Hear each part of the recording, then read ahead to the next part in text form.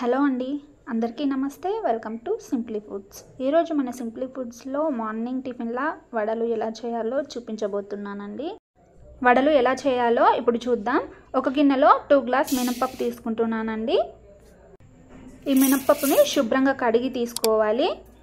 ఇక్కడ నేను over night నానబెట్టుకుంటున్నానండి. ఒకవేళ మీకు టైం లేదు అని అనుకుంటే ఒక 3 అవర్స్ నానబెట్టుకుంటే సరిపోతుంది. మినపప్పు ఎంత మంచిగా నానితే అంత మంచిగా వడలు వస్తాయండి, గుల్లగుల్లగా వస్తాయి.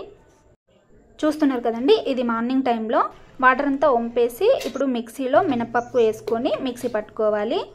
మరీ మెత్తగా పట్టుకోవడం అవసరం లేదండి, బరకగా ఉంటే సరిపోతుంది. చూస్తున్నారు కదా, పిండి ఈ విధంగా గట్టిగానే ఉండాలి, వాటర్ మాత్రం వేయకూడదండి. ఇప్పుడు ఇందులో 1 ఆనియన్, 4-5 పచ్చిమిర్చి, మీ స్పైసెస్కి తగ్గట్టుగా తీసుకోండి పచ్చిమిర్చిని. ఇప్పుడు ఇందులోనే 1 టేబుల్ స్పూన్ జీలకర్ర వేస్తున్నానండి. చిన్నగా తరిగి పెట్టుకున్న కరివేపాకు ఒక రెబ్బ వేసుకోవాలి.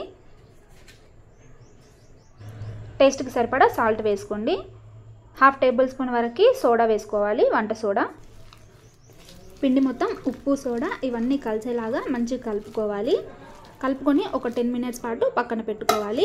ఈలోపు మనం పక్కన ప్యాన్ పెట్టుకొని డీప్ ఫ్రైకి సరిపడా ఆయిల్ వేసుకుందాం.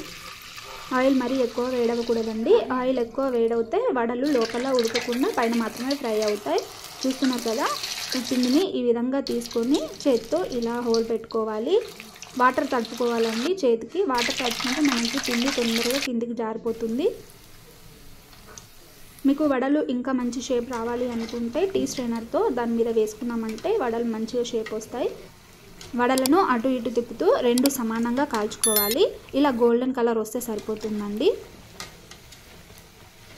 అంతే అండి, వడలు రెడీ. వడలకి కాంబినేషన్గా పల్లి చట్నీ అయినా టమాటా చట్నీ అయినా చాలా టేస్టీగా ఉంటుందండి. ఈ వీడియో కనుక మీకు నచ్చినట్లయితే తప్పకుండా మన ఛానల్ని సబ్స్క్రైబ్ చేసుకోండి. అలాగే ఒక లైక్ చేయండి, కిందనున్న బెల్ ఐకాన్ని టచ్ చేయండి. ఇలా చేయడం వల్ల నేను యూట్యూబ్లో అప్లోడ్ చేసే వీడియోస్ మీ మొబైల్లోకి నోటిఫికేషన్ ద్వారా వస్తాయి. Thank you.